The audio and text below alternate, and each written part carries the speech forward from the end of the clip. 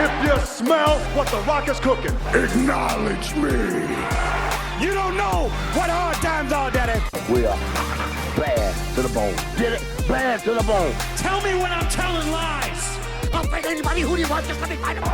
Let me tell you something, Jim Ross. Mega power, yeah. Hogan, we got it for you. No!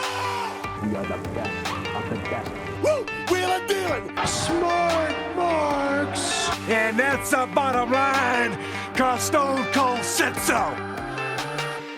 Yo, welcome back to another episode of Talk 'em in the Building, a pro wrestling podcast that puts the focus on the promo. We talk about the talkers, we hype the hype man, and of course we have to pontificate upon the promo. I'm Adrian, you already know it's no BS coming from me, and I'm joined as always by the rest of the team.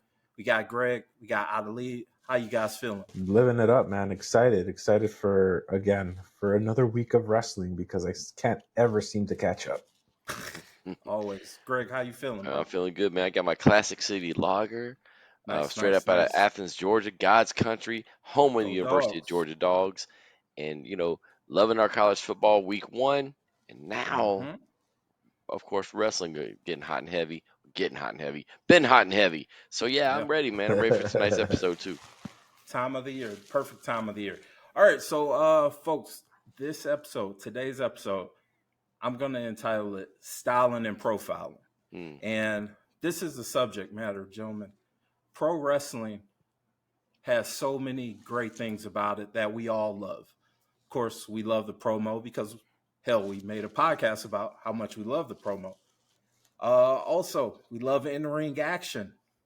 We love the presentation, the pyro, Titantron, all of that kind of stuff, right? One thing that I really, really love about pro wrestling, gentlemen, is the fashion element. So today I brought a couple examples of my opinion of what makes fashion in pro wrestling so awesome. And before we get into that, folks, if this is your first time checking us out, once again, we're three lifelong wrestling fans that love the promo. So we're going to pardon us while we mark out on some promos, have some genuine conversations about this thing that we love called pro wrestling. And always feel free to join in on that conversation. You do that by leaving a comment down below. Like, comment, subscribe. If you're listening through Spotify, 5 stars and a review would be perfect. Apple Podcasts, shout out to you guys that are listening. I'm seeing you. We really do appreciate any and every support that we get. Don't forget intothebuilding.com. That's where you can find the back catalog. Got plenty of episodes where we're talking about promos. We're reviewing promos in a segment or episode type that we call our Dusty Reviews. And we also have our Rushmores of Wrestling, where we pretty much debate the Rushmore of a certain subject, wrestling related. So check us out, like, comment, subscribe, all of that good stuff. But fellas, before I get to these promos, I have questions about style in the ring. So my first question to you, Adelaide, which wrestlers stand out to you in ring gear wise as the most stylish in professional wrestling? Man, I really, and it's tougher for me nowadays because there's the classic look, right? Where it's just like, it's just the trunks, it's just boots. And there's something about that that's just is really cool, But if we're really talking about investing in style, of course, I'm going to be partial to the luchadors, right? Just because there's something about that. There's a lot of lore behind that. And ultimately just a cool look. Growing up and watching a lot of especially lucha and then lucha movies, there's something about seeing a luchador, a masked wrestler in a suit, a full 3-piece suit, that just looks cool. It's just like I don't care if you're a wrestling fan or not. If you see somebody come in, and it's not done enough, it's like at least in modern times, you don't get to see it enough. Like even Rey doesn't really do that. Rey Mysterio doesn't really do that in WWE. But I had to think more, more modern. I'm definitely gonna have, throw it old school too. like a Dusty Rhodes and whatnot. But you know what? I'm gonna throw a curveball at you guys because we've been more or less ragging on this guy for a while, but I'm gonna give him credit because I know the backstory. The one dude that I think is taking the leap in a way that has surprised me and doesn't always hit, and most of the time it's just freaking weird. Seth Rollins. I'm just gonna call it what it is. And I know this now because when he went full bore with the weirder, when he had that run with the real weird, really out there costumes and designs, there's an actual designer in LA that he contracted to do all these costumes and do Becky's actually too. Okay. And I think what doesn't click is they're ridiculous and they don't really fit the character ultimately. And I think in someone else's hands, maybe it would have been different.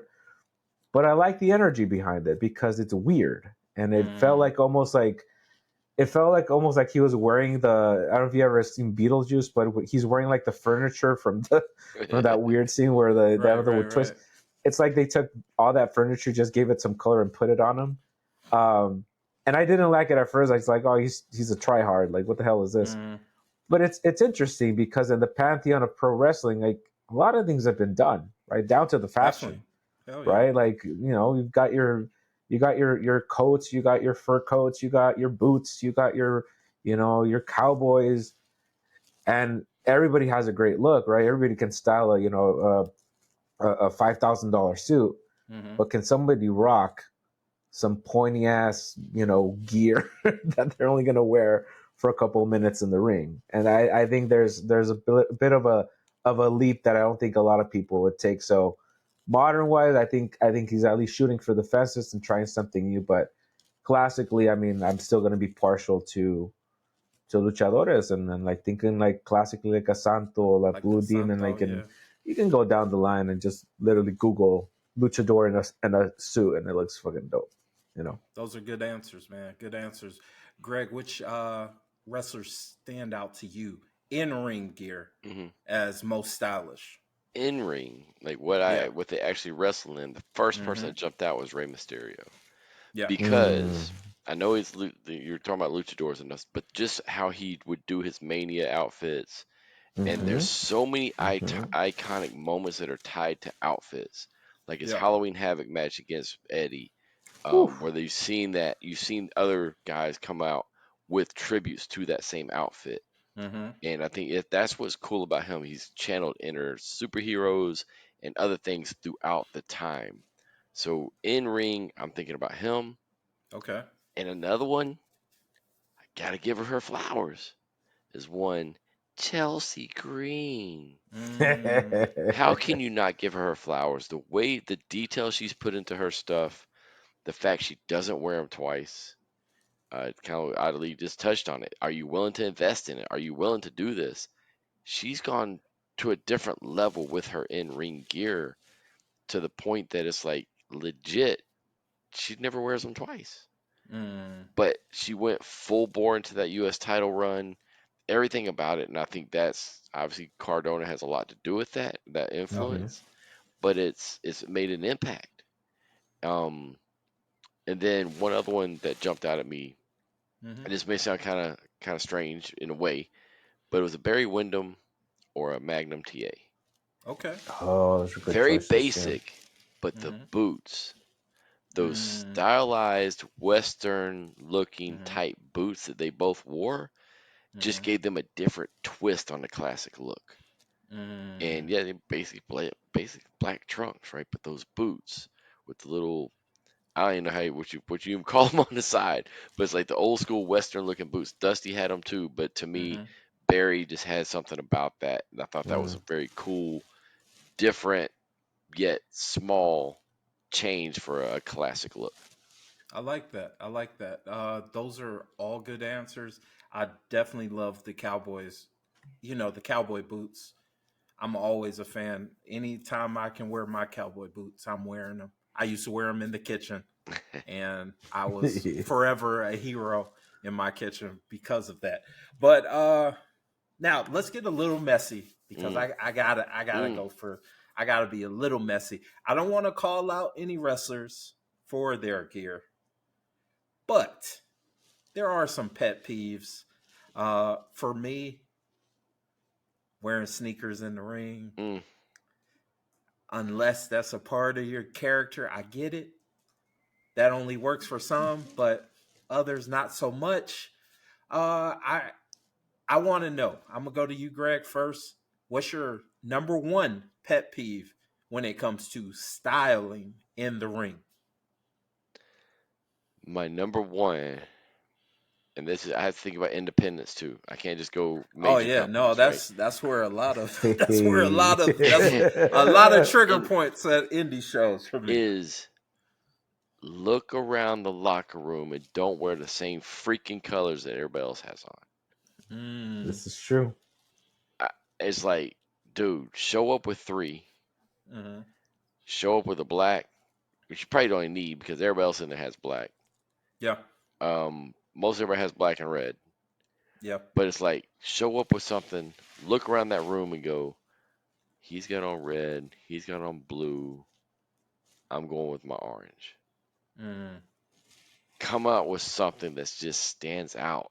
It doesn't even matter how professional it looks. Okay. Just give me something a little bit different.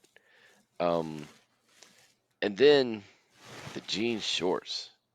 There was a time where every single freaking person wanted to be part of Raven's flock.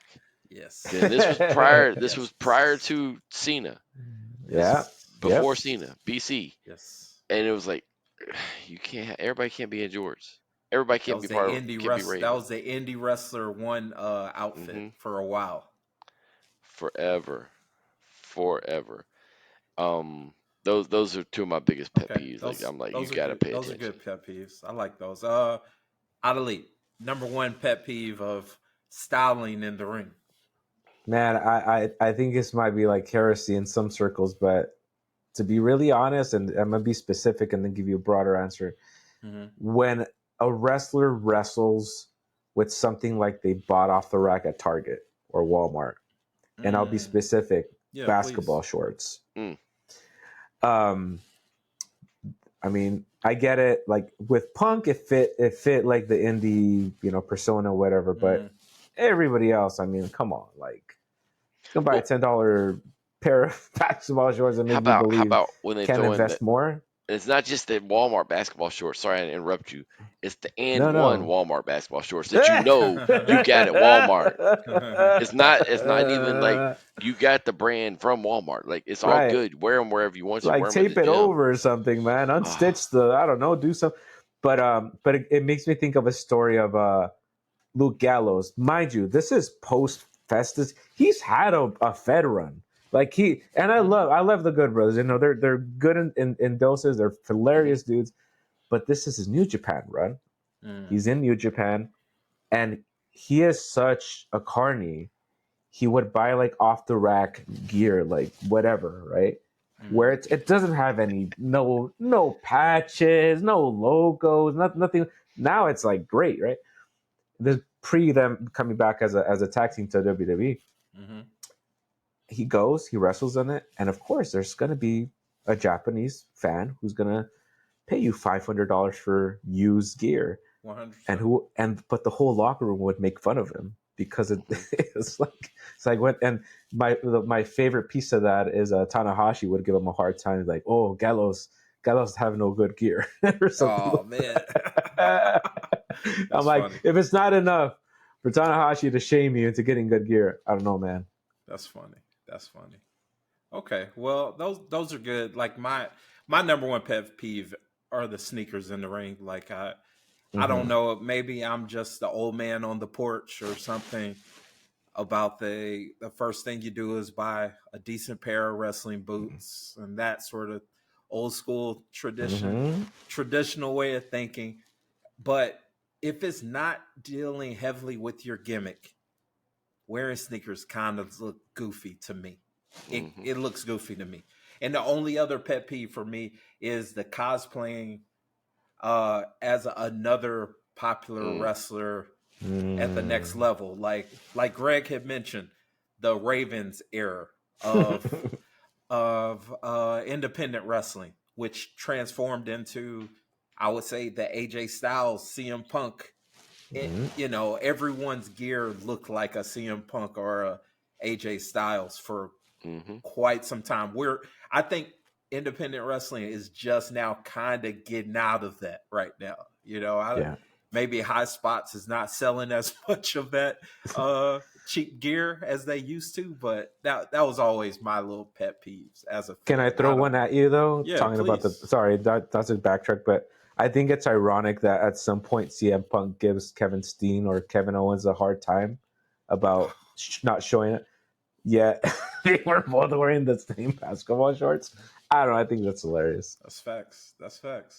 But listeners, let us know down below. What are your pet peeves when it comes to what our favorite wrestlers are wearing? I know it's some WWE, AEW wrestlers that's wearing something that makes you go, maybe you should be wearing something better than that. But I don't know. Comment down below. Let us know. We want to see what slander you have for some of our favorite wrestlers. But back on a positive note, gentlemen, we're going to talk styling and profiling in the ring. And I have 3 major points of how fashion can get over in pro wrestling. And the number 1 point for me, gentlemen, is not caring about what the fans say, not caring about what your coworkers say, not to give zero blank word. I'm not going to curse in this episode. I'm not drinking that much, but that's my first point. Not caring about what others say, not caring about what Talking Pod just finished talking about.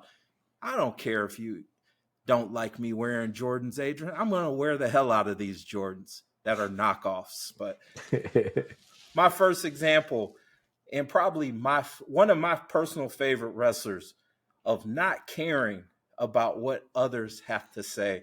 I'm just here for the vibes. In public, and you want a woman that really knows what she's doing behind those.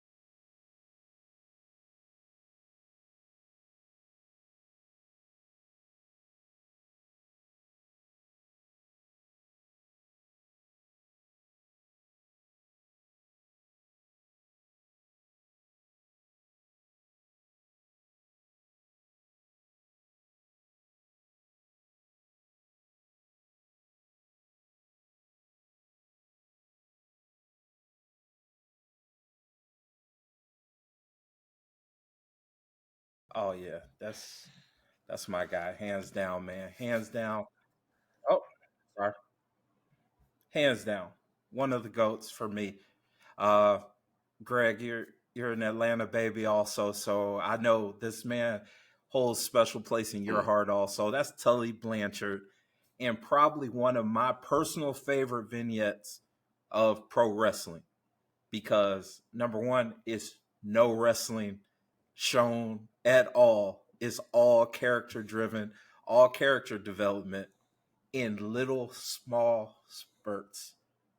So I want to go to you, Greg, first, because I know you love Tully as much as I did.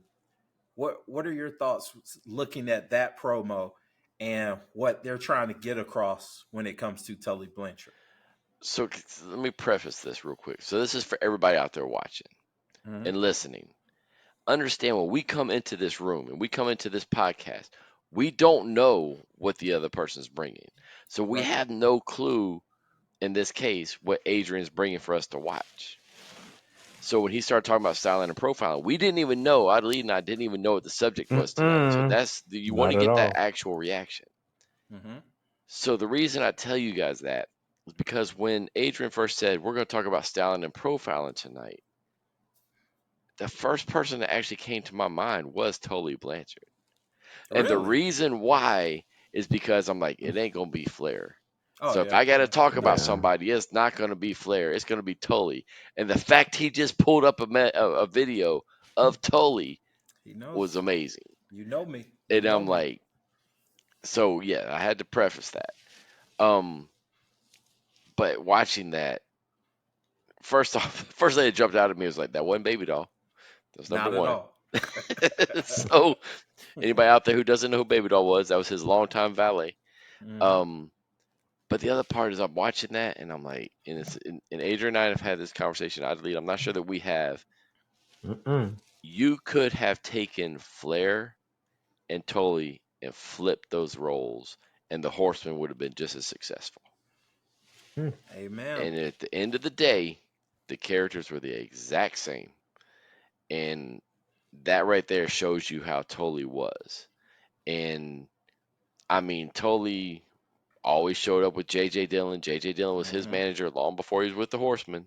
And he was showing up Tully Blanchard Enterprises. Just always styling and profiling, always in a suit, always. They had a lot of different vignettes, and he always had a drink in his hand. Definitely. He was always that person. He had a little bit more of a party edge from that perspective, but a classy party edge. And I mean, that was awesome. That whole, first off, screams 80s, screams not NWA.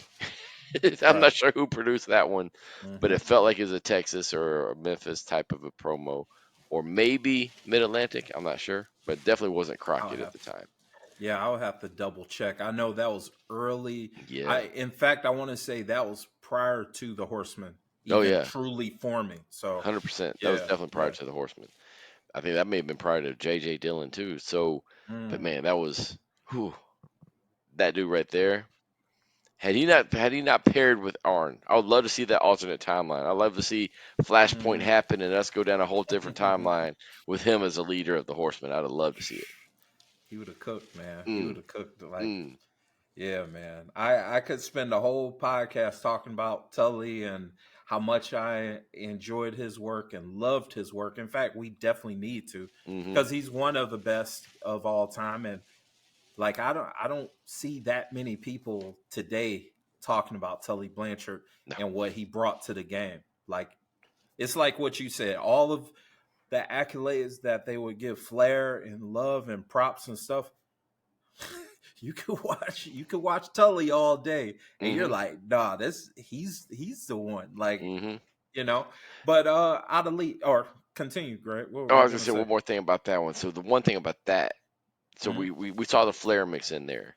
Right. But to me, watching his mannerisms and other pieces, I saw a little $1 Million Man mixed in there too. So it's a little bit of difference. The way he carries himself is not Flair, right? He's not a copycat by any stretch. But there's a little bit of that $1 Million Man I felt that was in there too. So I thought that was kind of cool from that perspective. Now, out of lead, I'm assuming that was your first time seeing that exact vignette.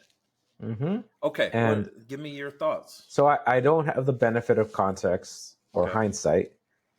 So my experience is going to be radically different to the point that the way I'm experiencing this is because it's so 80s in a way. It's so 80s coded, to borrow the new term, as it were. For sure. It feels almost like a parody that I didn't take seriously. I'll be real straight and honest with you. I saw it and I'm like, and that's why I genuinely reacted and said, like, what is he laughing at? There's this lady's like, she ain't even interacting with the homie. Is like, you're laughing. Some scenes you have glasses on, others you don't. Mm. You're drinking, you're smoking, you seem to be going nowhere up and down the stairs. I'm not sure what's going on. There's no dialogue. You're just laughing. I don't know. And again, I don't have the context. I know that he's sharp dressed because I've seen him in other promos, obviously. Like that goes without saying. But solely judging it as a promo where like all I know about this guy is, let's say the drinking is probably the only we did see on screen that he probably was doing else, whatever else he was doing off screen, you know. But it's just interesting. But again, it speaks to the idea that this was original for its time. Yeah. But in context, right? Probably 1,000 people, including Flair, probably ripped parts of it off. Then now, to me, it just feels like, oh, this guy's like doing a parody of the 80s or like whatever, you know, whatever like we thought of a gentleman, you know, player guy was in the 80s, essentially. Yeah. So I think we will have to do, I think we're obligated to do a Tully episode now because I definitely want to explore this. Yeah. No, this vignette has always been one of my personal favorites.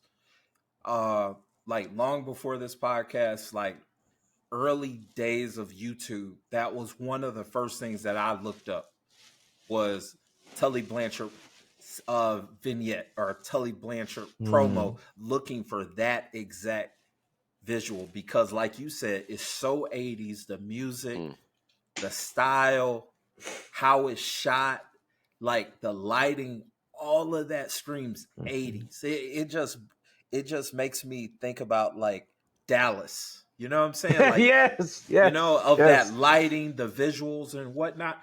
But in terms of character, I think that vignette did a great job with limited words being spoken by him because he's setting a tone of, you know, what does a woman, what type of woman can stand beside me? Like that's potentially setting up the introduction of a baby doll. Like she's got to be a smoke show. You know, she's gotta stand. I mean, for her to stand next to me, I'm money. Look at me. You know, that sort of arrogance, that sort of swagger, like that screams style to me. That screams either I'm on the fence, either it's no on the fence with Tully Blanchard on that vignette. Either you're saying, oh, look at him, he's a womanizer, he's a drinker, you know, he doesn't care about that woman. But in the end, what happens? The girl's like, come on. Yes. So he wins. And he's laughing at the end of it. So, you know, it's like, hey, he is here for you to hate him.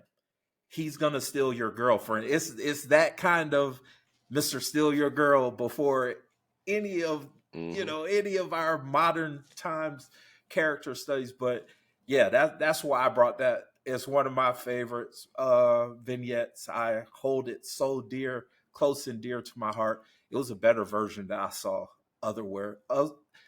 somewhere. Someone else made a better version, but I couldn't find it. But I had to put that one on there. So that's the first one. The first point of style, gentlemen, is not caring about what anybody else has to say. Tully's there for the vibes, and you should also. Second point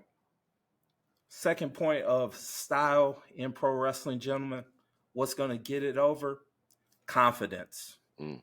Absolute confidence. Joining us. I know you're the revolutionary, but I'm also told that unfortunately tonight you are not medically cleared to compete. Yeah, that's true. That's true. But first of all, let me start off by saying, finally, the Intergalactic Soul has made its way to the National Wrestling Alliance. Finally, the Honorable Brother has made his way to the National Wrestling Alliance. Finally, the revolutionary Darius Lockhart has made his way to the National Wrestling Alliance. Yeah. And you know, and I'm here not just because of my talent, not because of my skill, not even because of my good looks, but because of the people. Ain't that right? You see, because where there's people, there's power. And I'm a man of the people. I am one with the people. So there's always power with me, which means there's forever power in us. You understand what I'm saying? That said, power, you know, people power doesn't get the job done alone. getting your hands dirty and getting the job done yourself gets the job done. And I plan to do that tonight at Hard Times too. But unfortunately, like you said, I am injured and I'm not able to compete. I know. But listen here when I say this. I want the camera to zoom in tightly. Adversity is something that I'm not unfamiliar with. We can get through this. More importantly, we can get through this together. You understand?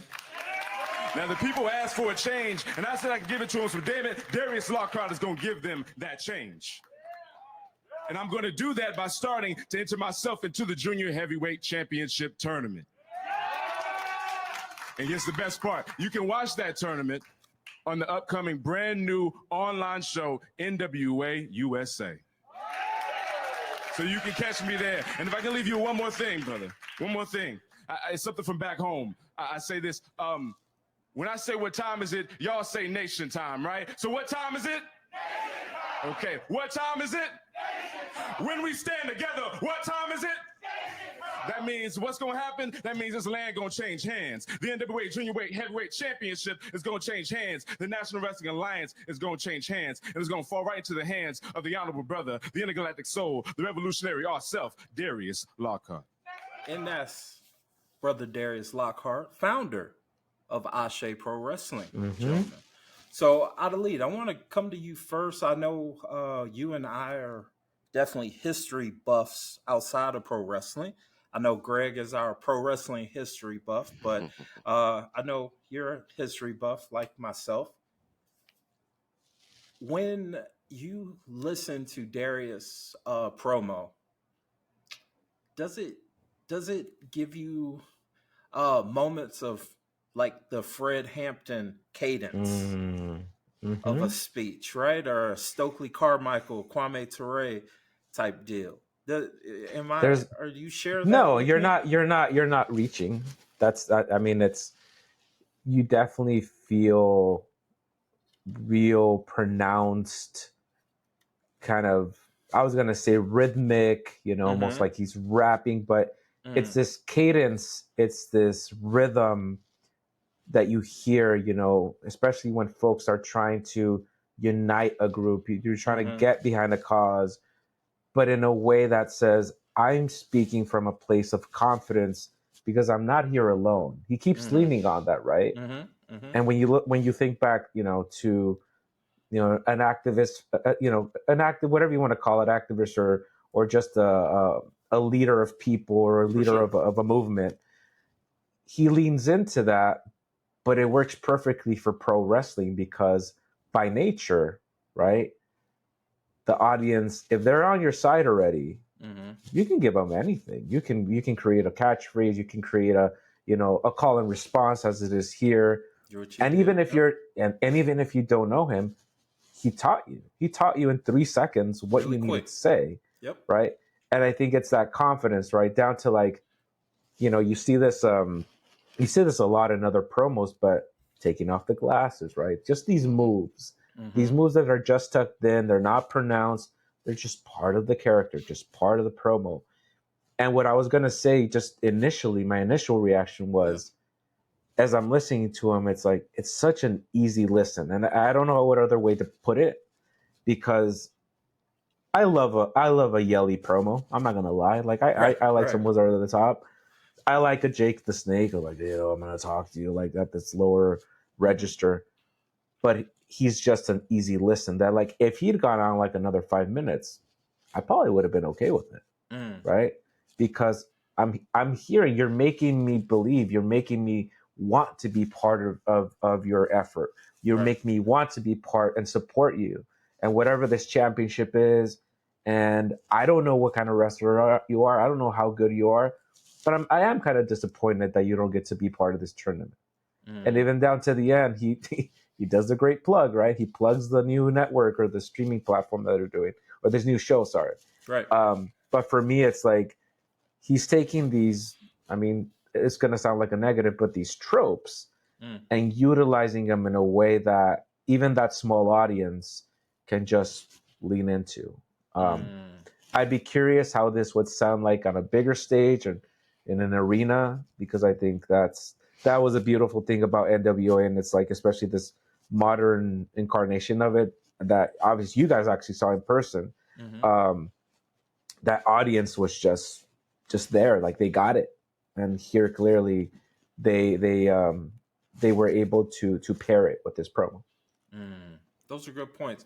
I would even push back and say there are not so much tropes as much as well done used qualities of those from the that's past. what I don't want to be a negative because I couldn't think of a different word. Understand. Yeah, I totally understand. I get exactly what you're saying, because that's the reason why I even brought up, like, my first time listening to him or being introduced to Darius. I said, this dude's got to be a big mark of Kwame.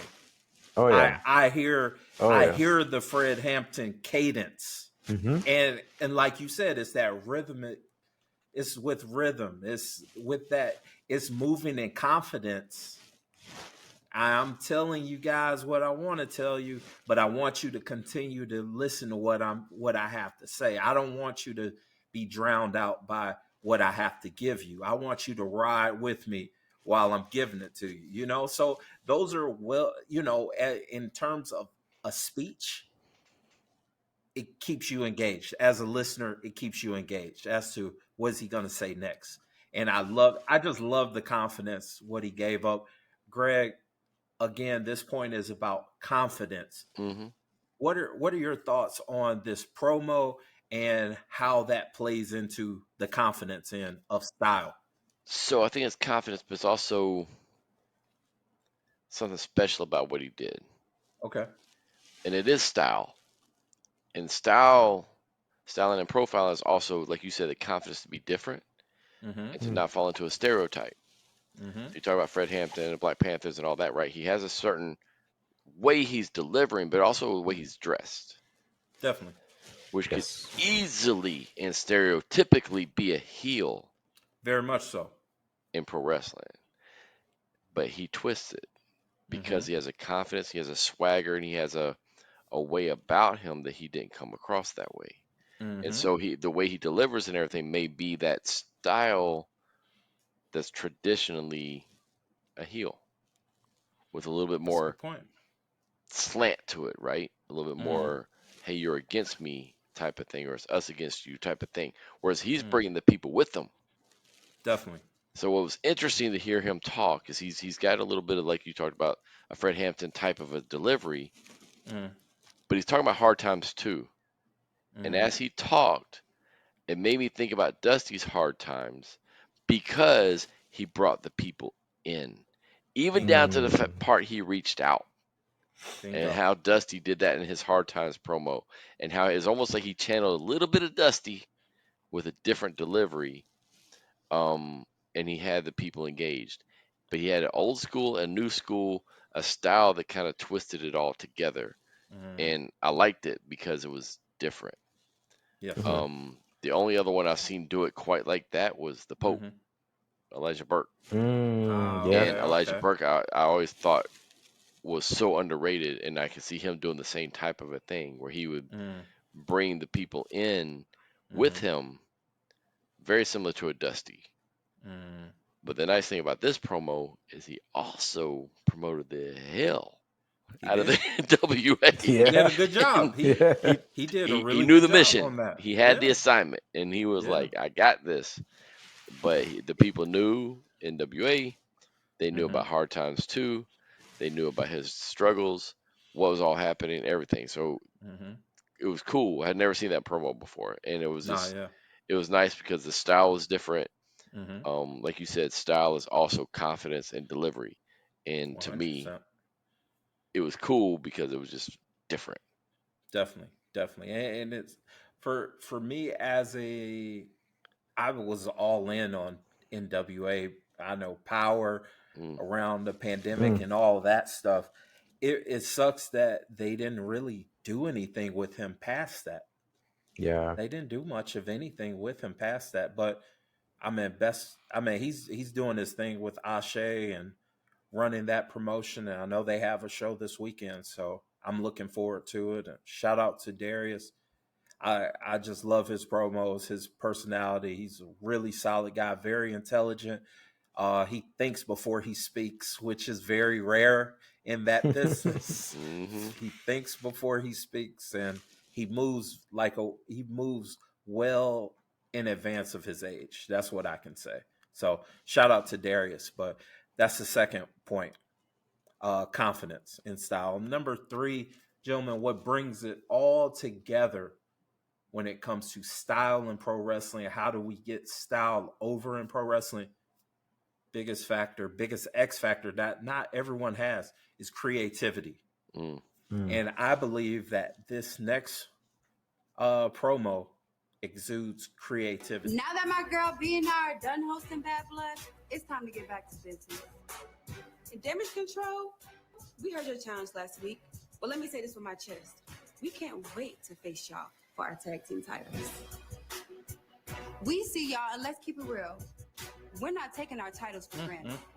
Damn right. But you know what? I'll give credit where credit's due. Y'all been tearing up this women's tag team division. And Io, you caught me slipping a couple weeks ago. But if y'all think for 1 second that Damage Control is about to take back over, y'all got another thing coming. See, they must not know about us. You and I, we fought through the trenches to get our titles back. We actually took these titles from Damage Control. That's right. That's right. So you best believe we're not about to let y'all return the favor. But since you want to challenge us next week, let's run it back.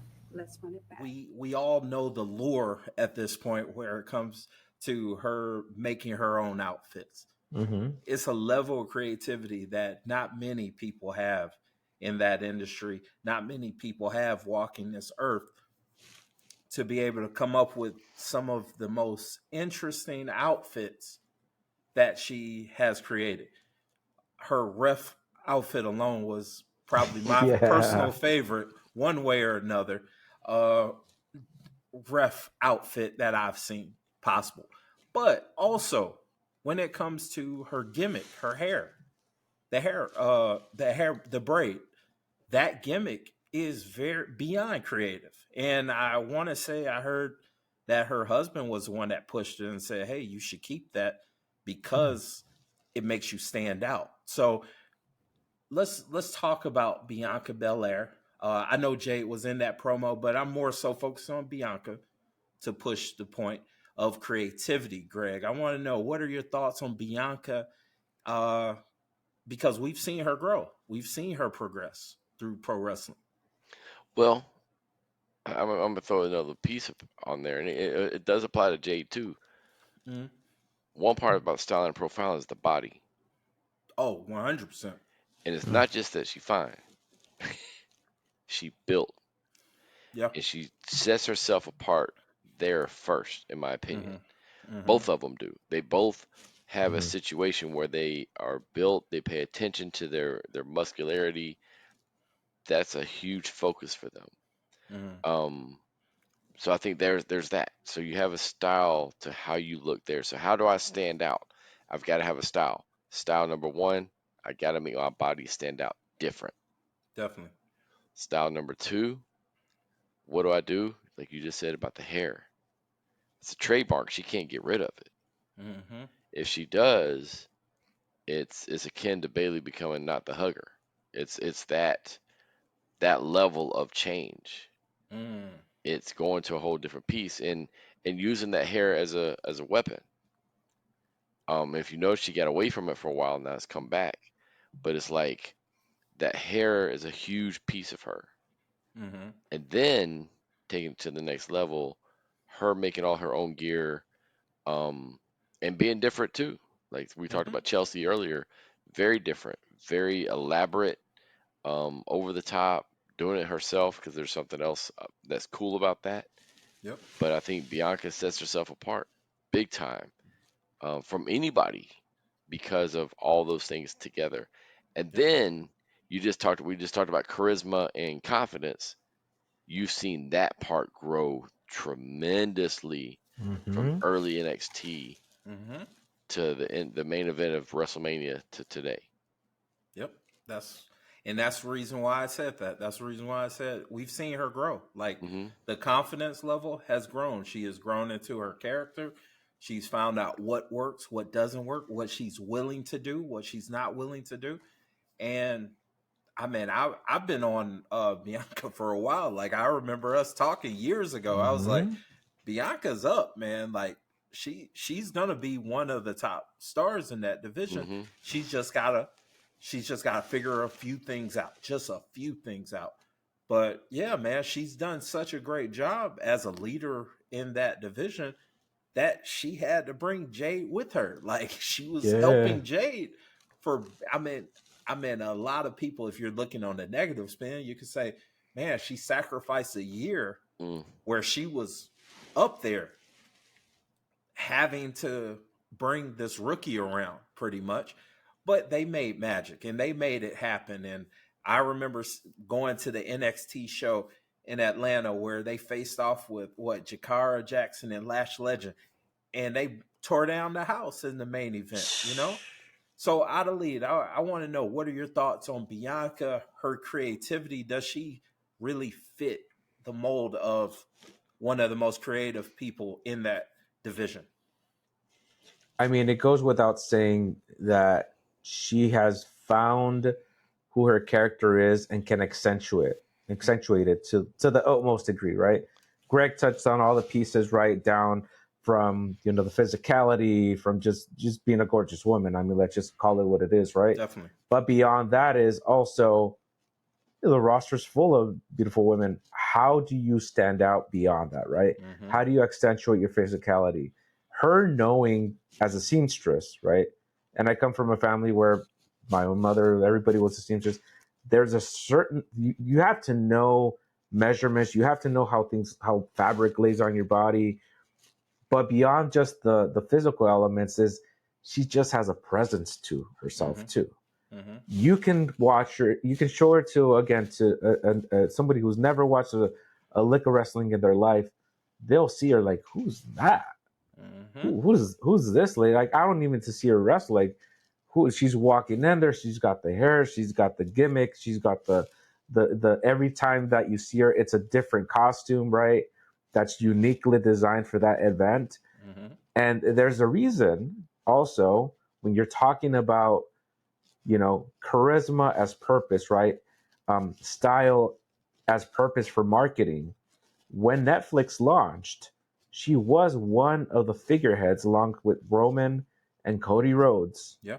And they were doing the red theme because of Netflix and the kind of cloth, like ripping through the cloth to the Netflix stage. She's one of them, and she stood out. She stood the hell out because she looks the part and she fits the part beyond just the wrestling. And I think that's what's most impressive to me is like she hasn't just rested on her laurels. We've talked about all tonight about gear and how it comes together. How many wrestlers go through a good portion of their careers and really don't alter their gear. They're happy to have more or less the same version. Every time you look at her, it's something different. There's some different presentation.